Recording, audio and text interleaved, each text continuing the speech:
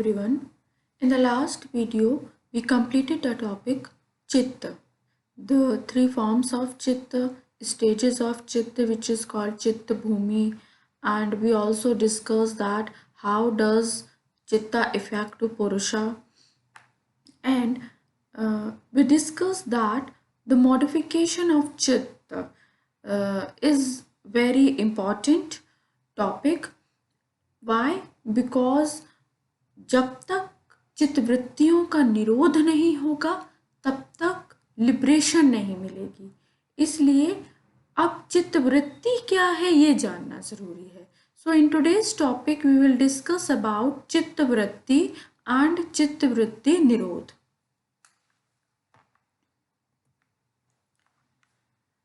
Modifications of चित्त या फिर चित्तवृत्ति। When mind gets connected with any object, it assumes the form of that object. That form is called vritti.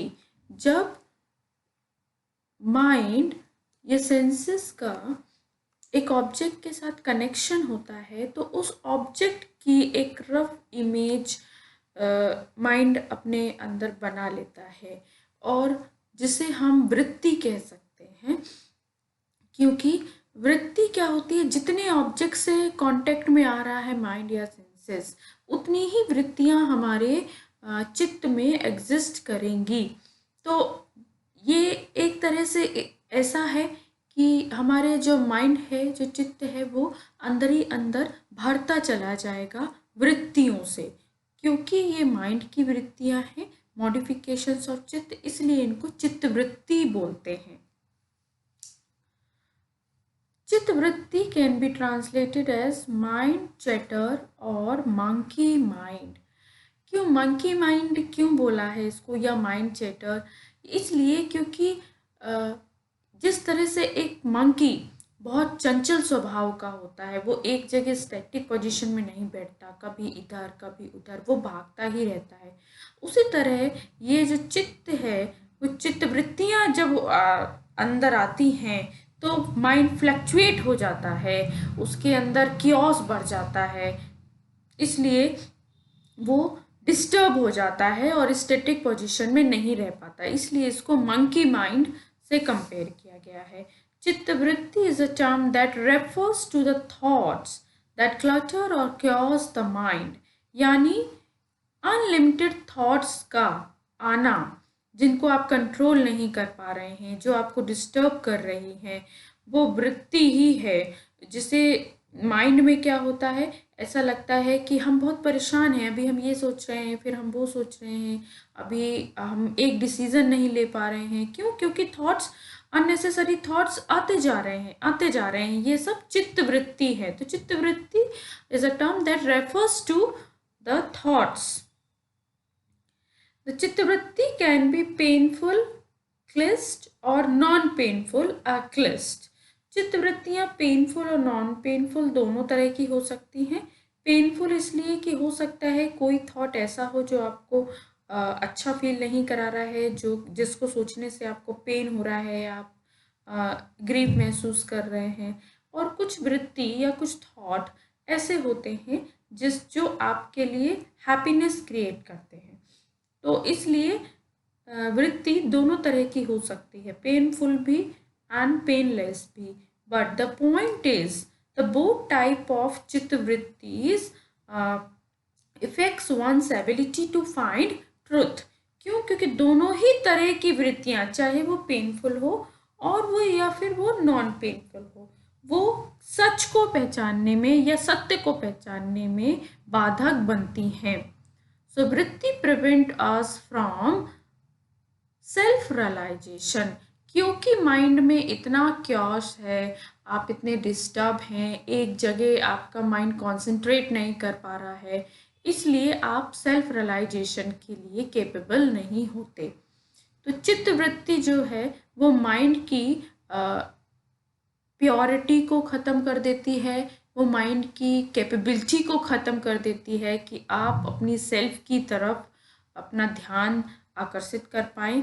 ये ये कब होगा? जब चित्त वृत्तियों का स्टॉप होगा। तो निरोध वर्ड इसलिए यूज किया गया है कि चित्त वृत्ति का निरोध मीन्स सेसेशन फ्रॉम द चित्त वृत्ति, या उससे फ्री हो जाना, इन चित्त वृत्तियों से, अपने थॉट को, जो अननेसेसरी थॉट आते जा रहे हैं उससे फ्री होना, उससे मुक्त हो जाना ही लिबरेशन है योगा फिलॉसफी में।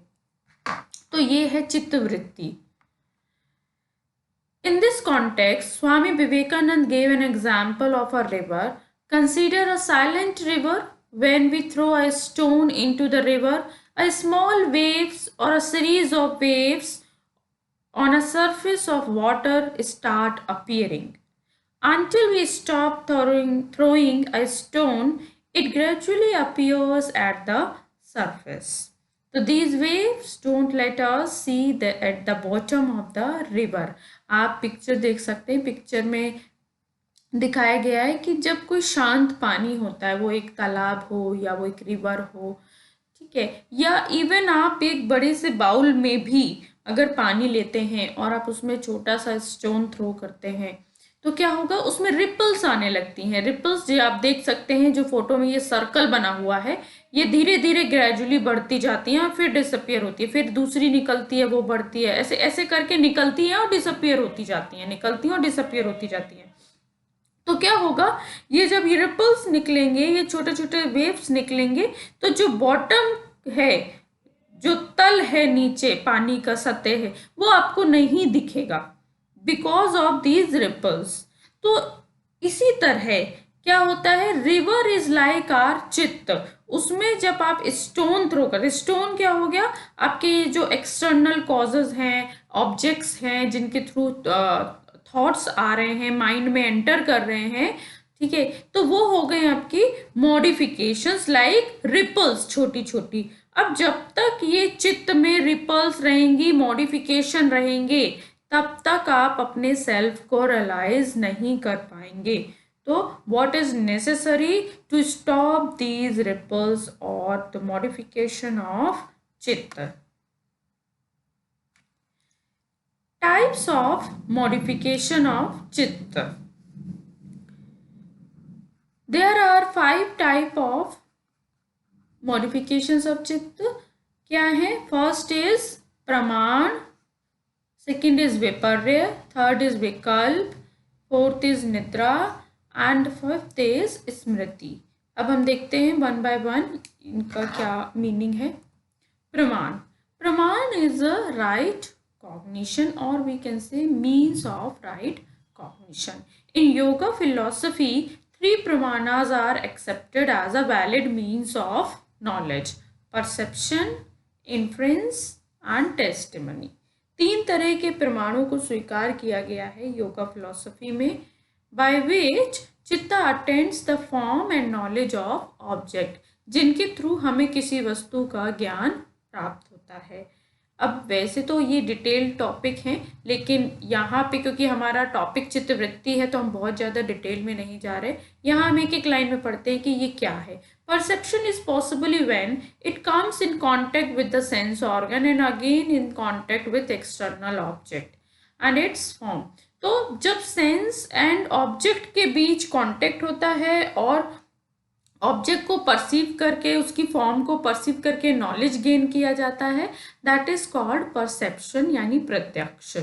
Second is inference. Inference takes place when चित्ता organize the generic feature of thing. Generic feature होता है सामान्य लक्षण। सामान्य लक्षण का मतलब है, जैसे एग्जाम्पल है where there is a smoke there is fire, जहाँ जहाँ धुआं है वहाँ वहाँ आग है। ये एक जेनरिक स्टेटमेंट है कि जहाँ भी धुआं दिखेगा आप वहाँ आग का अनुमान करेंगे।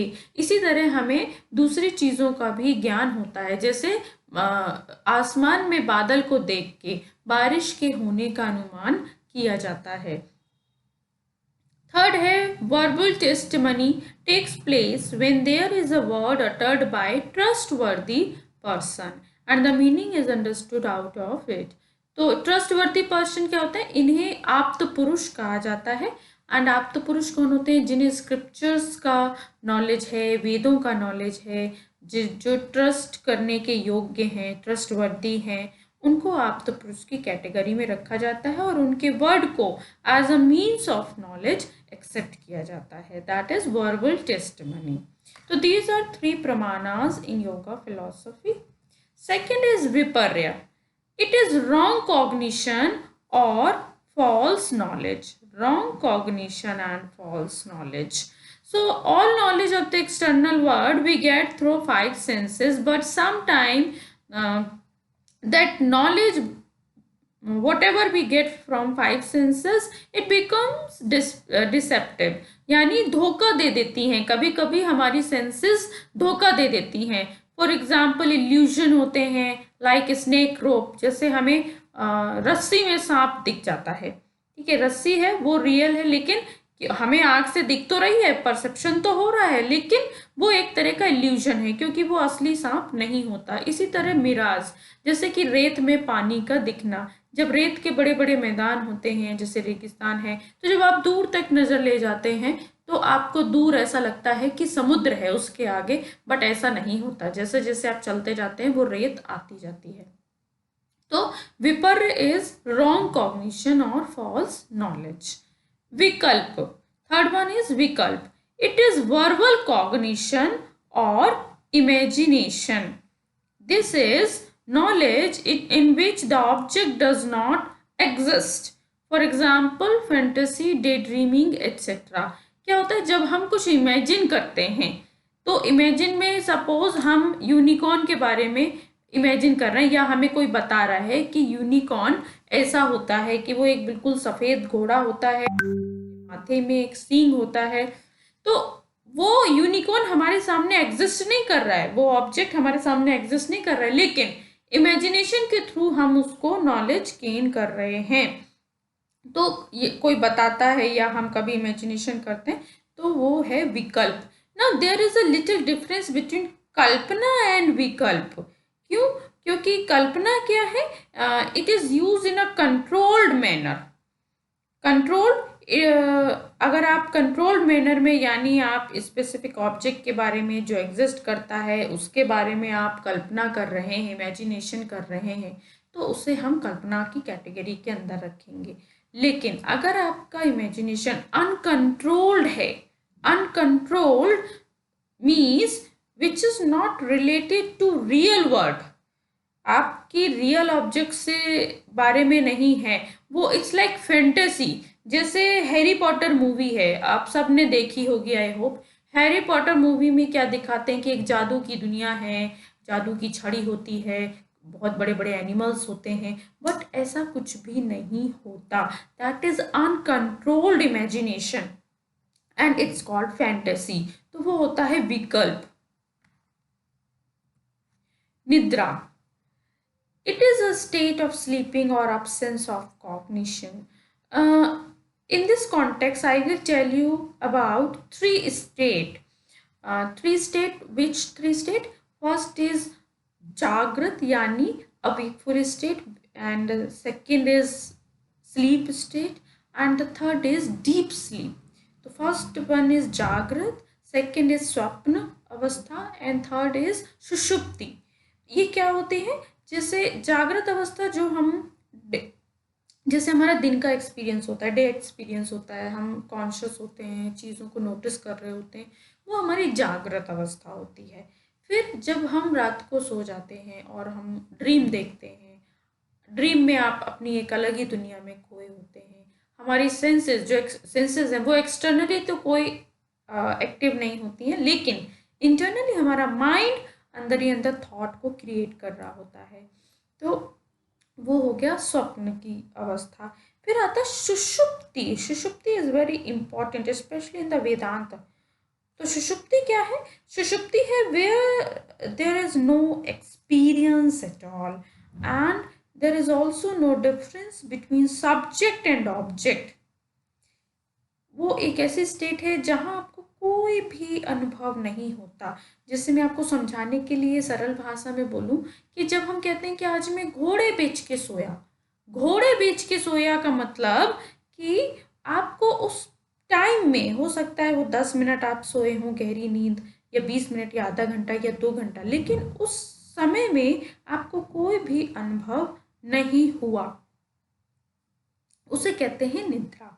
लेकिन कुछ लोगों का मानना है कि according to some scholars that this state, the deep sleep, should not be conceived as total absence of knowledge, because after arising from sleep a person has consciousness that he had slept well, क्योंकि जब आप उठते हैं उसके बाद आपको ये experience होता है कि हाँ आप बहुत अच्छे से सोए। Not say that there were the total absence of cognition और नॉलेज और एक्सपीरियंस, आप ये नहीं कह सकते। तो यहाँ पे इस कॉन्टेक्स्ट में दो अलग व्यू हैं। तो निद्रा क्योंकि एक्सपीरियंस है और आपका थॉट कहीं ना कहीं रेज हो रहा है, दैट्स वाई निद्रा इज ऑल्सो अ वृत्ति of mind because it is still experiencing a thought unconsciously. तो कई लोग कहते हैं कि नहीं, वो एक्सपीरियंस लेस नहीं है, उसमें एक्सपीरियंस होता है और वो हमें उठने पर पता चलता है। Last is Smriti. Smriti means memory. Memory is impressions of past experience which is stored consciously or unconsciously by the person's mind. हमारे जो past experience होते हैं, हमारा जो अनुभव होता है, उसके impressions हमारे mind में print हो जाते हैं और वो मेमोरी की फॉर्म में प्रिंट हो जाते हैं। कुछ मेमोरीज बहुत स्ट्रॉन्ग होती हैं, कुछ बहुत लाइट होती हैं। It depends on your experience कि आपका एक्सपीरियंस कैसा था। कई बातें हमको इतना स्ट्रांगली याद रहती हैं कि हम 10 साल 20 साल बाद भी एक एक इवेंट कि हाँ इसके बाद ये हुआ था, इसके बाद ये हुआ था, तो वो स्ट्रॉन्ग मेमोरीज होती हैं। So memory is a recollection of past experience through which new experience comes with knowledge by the help of the impression left behind. काफ़ी बार ऐसा होता है कि सपोज हम लोग किसी मार्केट में गए, 5 साल बाद गए, वहाँ पे बहुत सारे चेंजेस हो गए, तो हम अपनी मेमोरी से ये याद करते हैं कि नहीं ये शॉप नया है, पहले नहीं खुला था, या ये रास्ता यहाँ पे डाइवर्ट नहीं होता था, ये मॉल यहाँ पे नहीं था। तो हम क्या कर रहे हैं, मेमोरी के बेस पे एक नया नॉलेज भी तो गेन कर रहे हैं।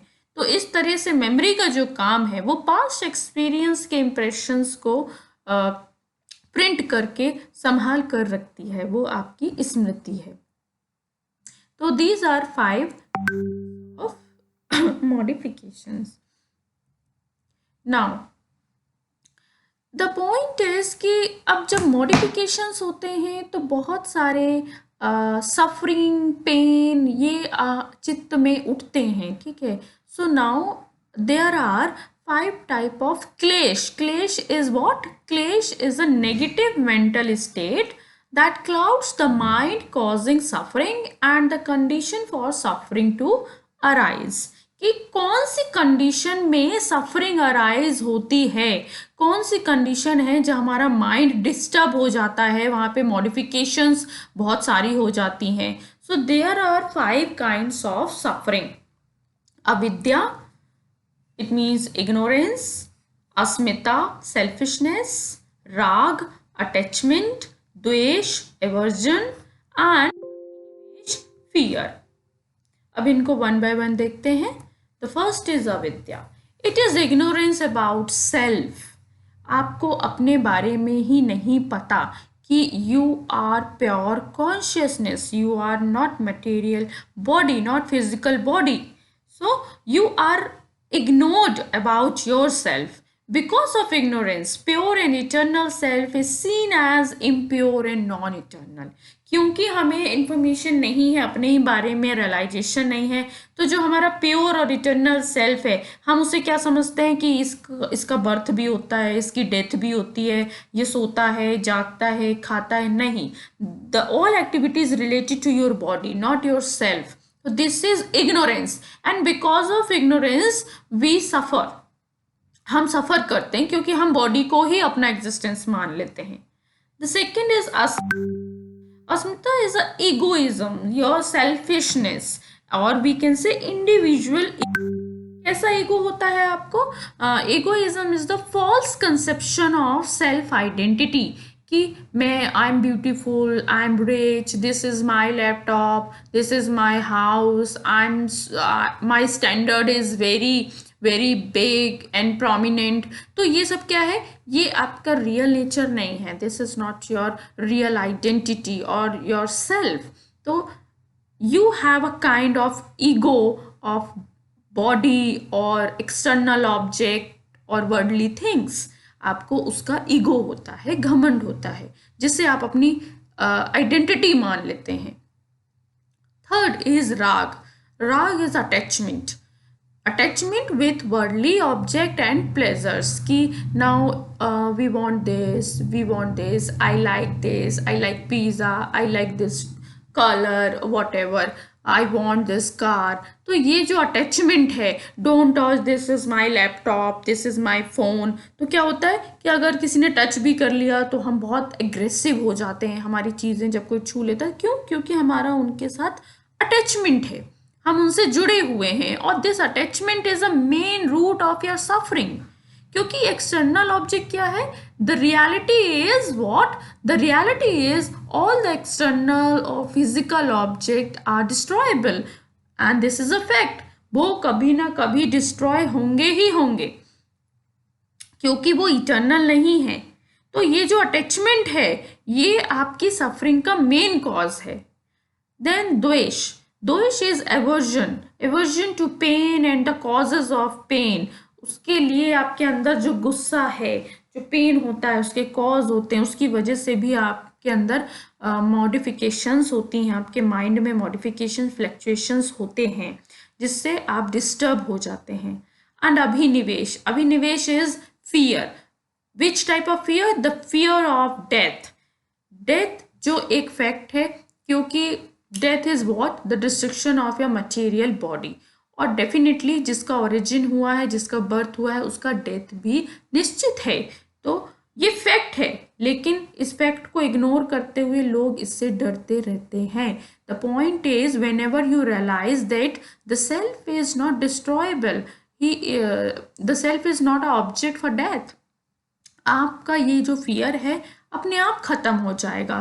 तो दीज आर 5 कैटेगरीज ऑफ क्लेश। इसके अंदर या इनकी वजह से आप पेनफुल कंडीशन में रहते हैं और अपने लिए सफरिंग क्रिएट करते रहते हैं।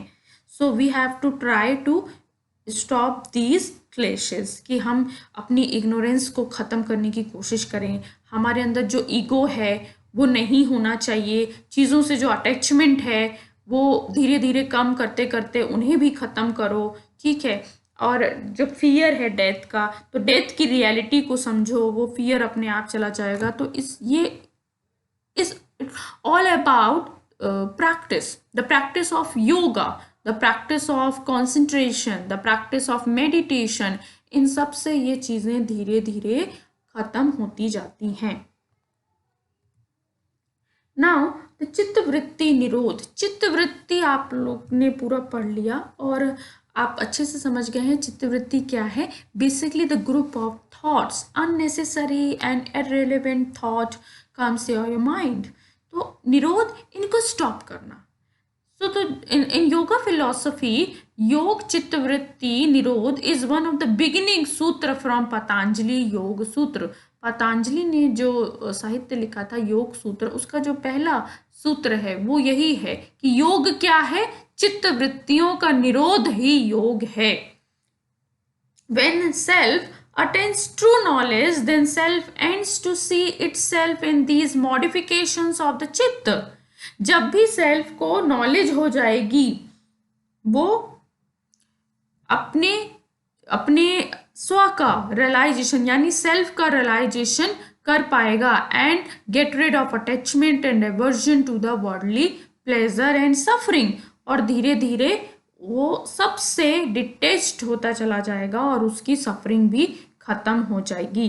This attachment and aversion with worldly things are caused of bondage. ये जो हमारा अटैचमेंट है चीजों के साथ, इसी से तो हम जुड़ जाते हैं और ये बंधन बना देता है। So the only way to get rid of this bondage is to control the modifications of चित्त, which is the result of yoga. So according to Patanjali, yoga is the cessation of modification of चित्त. ये जो चित्त वृत्तियां हैं, इसका cessation, इससे free होना, इससे लिबरेट होना, that is the ultimate or central aim of yoga. Basically subdue mind so we can get to what behind it. जब आप अपने माइंड को खाली कर देंगे तो आपको दिखेगा कि इसके पीछे वो जो सोर्स है एनर्जी का, कॉन्शियसनेस का, दैट इज सेल्फ, और तब आप उसे प्योर फॉर्म में देख पाओगे. तो दिस इज ऑल अबाउट चित्तवृत्ति एंड चित्तवृत्ति निरोध. चित्तवृत्ति निरोध कैसे संभव है, इसके लिए पतंजलि ने अष्टांगिक मार्ग दिया है, 8-fold पाथ, जो एक अलग टॉपिक है और हम उसको डिटेल में एक वीडियो में करेंगे. तो अभी मैंने सिर्फ इतना ही बताया है कि चित्तवृत्ति निरोध एक्चुअली है क्या. अब उसका मीन्स क्या है, कैसे करेंगे, that we will do in the next video. Thank you.